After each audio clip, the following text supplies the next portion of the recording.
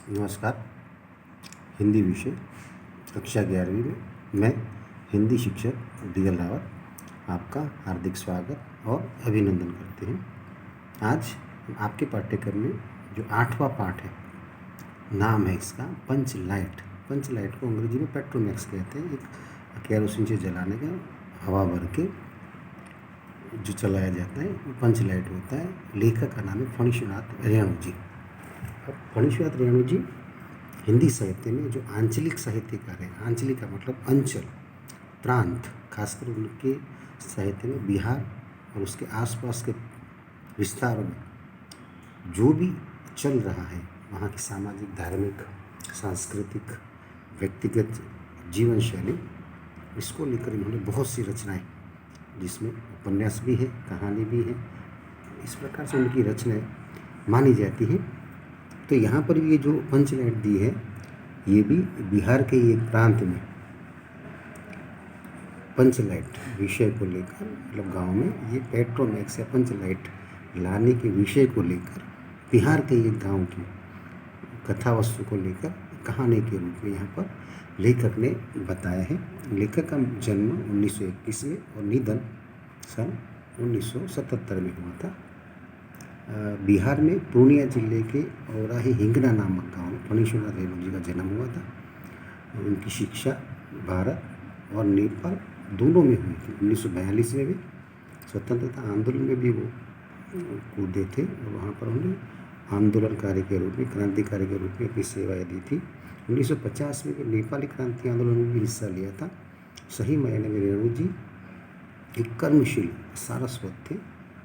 तो एक हिंदुस्तानी होने के नाते और नेपाल के भी दोनों जगह पर उन्होंने शिक्षा ग्रहण की थी, इस नाते उन्होंने दोनों आंदोलनों में अपना योगदान दिया हुआ था। 1952 और 53 में भीषण रूप से रोगग्रस्त रहने के बाद लेखन कार्य की ओर झुकी। तो आंदोलन करते समय उनके स्वास्थ्य को तकलीफ हुई और उसके बाद इन्होंने रोगग्रस्त होने के बाद उन्होंने फिर लेखन को ही चुना और फिर लेखन कार्य उन्होंने शुरू कर दिया। रेणु जी हिंदी में आंचलिक कथाकार के रूप में उनका बहुत बड़ा नाम माना जाता है और वे बेमिसाल आंचलिक उपन्यासकार महिला आंचल को गोदान के बाद दूसरा सर्वश्रेष्ठ उपन्यास घोषित किया गया था।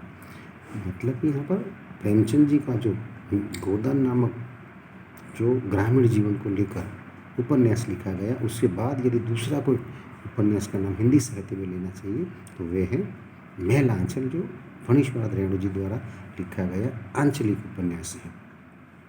उन्होंने भर्ती परिकथा, जुलूस, दीर्घतपा, कितने चौराहे, पलटू बाबा रोड आदि गणमान्य उपन्यास इन्होंने लिखे थे। एक आदिम रात्रि के महक, ठुमरी, अगिनकोट, अच्छे आदमी, इनके कहानी संग्रह भी है। रेणु जी ने ऋतु जल, धन जल, नेपाली क्रांति कथा, वन तुलसी की गंध, ऋतु अश्रुत पर्व नामक रिपोर्टाज भी लिखी है। उनकी कहानी मारे गए गुलफाम, इरफा, तीसरी कसम पर तीसरी कसम नामक फिल्म भी बनी थी। मतलब ये जो उन्होंने कहानी लिखी थी, इसके ऊपर तीसरी कसम नामक हिंदी फिल्म भी बनी थी। रेणु जी को पद्मश्री का पुरस्कार भी इनको मिला था। तो इस प्रकार रेणु जी हिंदी साहित्य में खासकर आंचलिक साहित्यकार के रूप में बहुत बड़ा नाम माना जाता है। यहाँ पर ये जो पंच लाइट कहानी लिखी गई है, इसकी हम बात करें तो यहाँ पर पंच लाइट रेणु जी की गिनी चुनी प्रसिद्ध कहानियों में से एक है। पंच के न्याय, दंड, जुर्माना, नई चीज़ के आने पर धर्म, ध्यान और कीर्तन के माध्यम से ग्रामीण जीवन का बखूबी चित्रण किया गया है। गांव के अनपढ़ लोगों में अज्ञान, जातिगत द्वेष को उजागर भी किया है। गोधन पेट्रोमैक्स जलाना जानता है।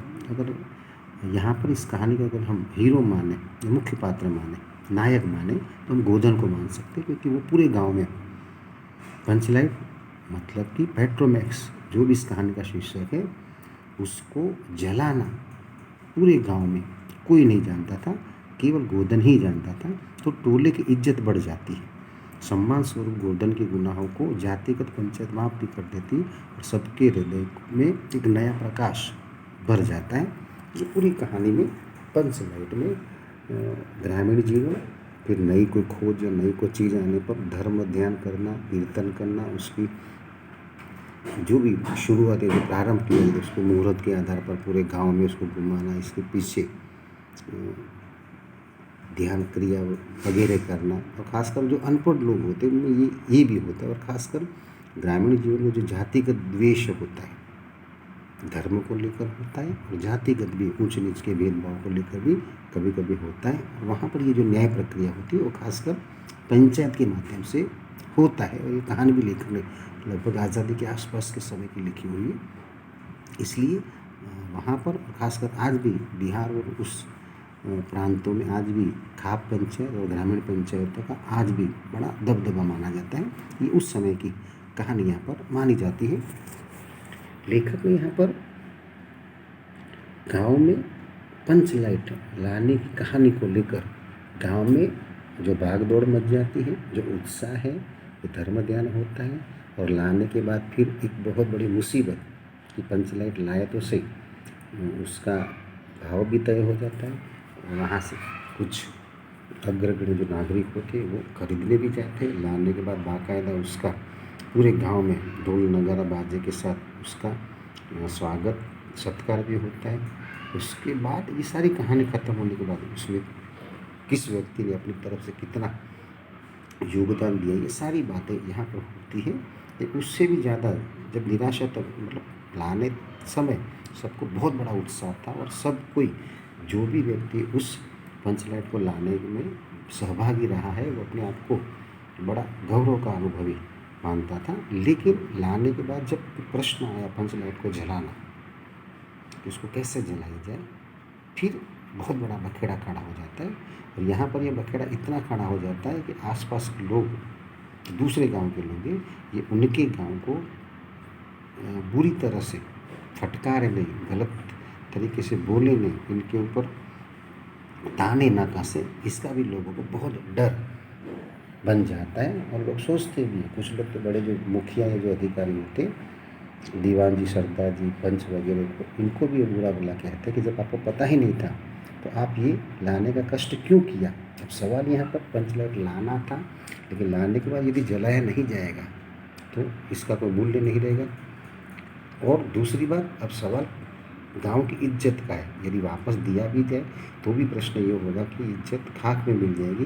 तीसरा प्रश्न होगा कि पास के किसी गांव के व्यक्ति को जो पंचलाइट जलाना जानता है, उसको भी अगर बुलाया लाए तो भी गांव की इज्जत को पट्टा लग सकता है। ऐसी स्थिति में गांव के सभी लोगों ने ये सोचा कि पंचलाइट को जलाएगा कौन, और उसकी जो भी बातें होती है वो इस पूरी कहानी में लिखी हुई है। आखिर में गांव के ही कुछ लोग मिलकर ये सोचते हैं, और ख़ासकर यहाँ पर गोलरी चाची की जो बेटी है मुंदरी, उसको ये पता है कि पूरे गांव में उसका जो प्रेमी है, मुंदरी का प्रेमी गोदन, ये वो जलाना जानता है। लेकिन गांव के ही लोग थे जिन्होंने गोदन को गांव से बेदखल किया है, पंचायत से या गांव से दूर किया है।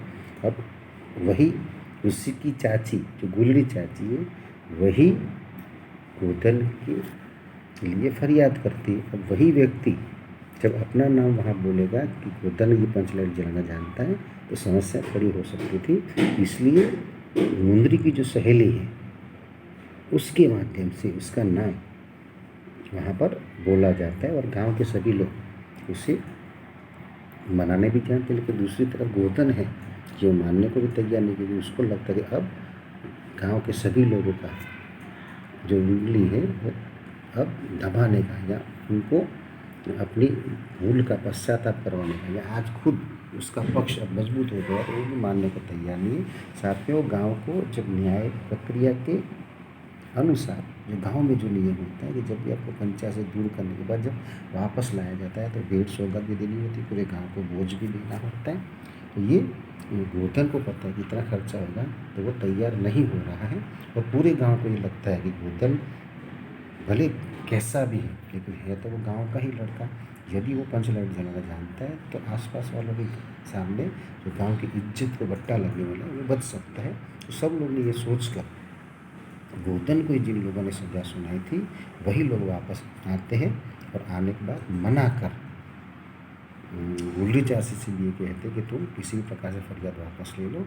और फिर गोदन ही आकर ये पूरी पंचलाइट जलाता है, और बाद में फलस्वरूप मुंदरी के साथ कुल्ली चाची के कहने के बाद गांव के अधिकारियों की या सरपंच के कहने पर उसका विवाह भी हो जाता है। तो इस प्रकार से पूरी कहानी पंचलाइट के लाने से लेकर पंचलाइट को जलाने तक, और गांव में जिसको सज़ा सुनाई थी तो उसकी सज़ा से लेकर उसको माफ़ करना, और पूरी आप जिसको कहेंगे कि हैप्पी एंडिंग, ये पूरी कहानी यहाँ पर पंचलाइट पार्ट में है। और दूसरे विभाग में इस पार्ट की हम चर्चा करेंगे। धन्यवाद।